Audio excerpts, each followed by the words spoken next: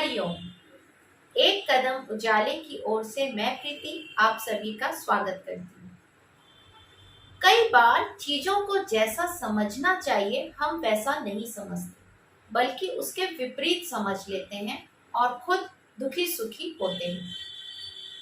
आइए जानते हैं आज की कहानी में कि हमारा दृष्टिकोण कैसा होना चाहिए। एक बार एक बौद्ध भिक्षु अपने खाने के लिए जंगल से लकड़ियां चुनने के लिए जाता है। लकड़ियां चुन रहा होता है तो अचानक देखता है कि एक लोमड़ी, जिसके कि दोनों पैर नहीं, लेकिन वो पूरी तरह से स्वस्थ है। बड़ा आश्चर्य होता है कि एक लोमड़ी जो कि पैर बिना और पूरी स्वस्थ, सोच में पड़ा रहता है। इतने में वहां पर एक अफरा तफरी सी मचती है। देखता है कि जंगल का राजा शेर लोमड़ी की तरफ आ रहा है। सारे जानवर भाग रहे हैं। वो भी सरपट दौड़ के एक ऊंचे पेड़ के ऊपर चढ़ जाता है और नजारा देखने लगता है। जब शेर पास आता है तो देखता है कि शेर के मुंह में एक हिरन का शिकार है। हिरन को वो पकड़े हुआ है और लोमड़ी की तरफ बढ़ रहा है। सोचता है कि अब क्या होगा, अब तो ये लोमड़ी को भी मार डालेगा। लेकिन ये क्या, ठीक उल्टा होता है। शेर अपने मुंह से निकालकर हिरन का मांस लोमड़ी के आगे रख देता है और लोमड़ी को खाने के लिए कहता है और चुपचाप वहां से चला जाता है। बौद्ध भिक्षु को ये देख के बहुत आश्चर्य होता है। ये तो बिल्कुल उल्टा देखा उसने आज। उसे यकीन नहीं होता है अपनी आंखों पर। दूसरे दिन वो फिर यही नजारा देखने के लिए एक पेड़ के पीछे छिप जाता है और शेर का इंतजार करता है। इस दिन भी शेर आता है शिकार लेकर और लोमड़ी के आगे कुछ मांस का टुकड़ा देता है उसके खाने के लिए। अब तो ये बौद्ध भिक्षु कहता है कि वाह रे भगवान, तेरी लीला भी बड़ी न्यारी है।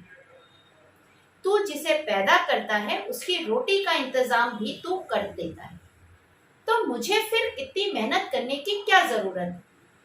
मेरा भी इंतजाम तूने जरूर किया होगा, मुझे भी कोई जरूर रोटी देगा। ऐसा सोचकर वो अगले दिन से कुछ भी मेहनत करना छोड़ देता है और एक वीरान जगह पे जाके बैठ जाता है। सोचता है कि कोई आएगा मुझे खाना देगा। पहला दिन बीतता है, कोई नहीं आता। दूसरा दिन बीतता है, दूसरे दिन भी कोई नहीं आता। थोड़ा विचार करता है, लेकिन उसको भरोसा रहता है कि भगवान मेरे रोटी का इंतजाम तो जरूर करेगा। इसी तरह से दिन बीतते जाते हैं और उसका शरीर दिन पर दिन कमजोर होता जाता है। अब तो उसका शरीर प्राय मृत सम हो जाता है। एक दिन वहां से एक महात्मा गुजरते हैं और देखते हैं कि ये बुद्ध भिक्षुक तो मृत समान पड़ा है।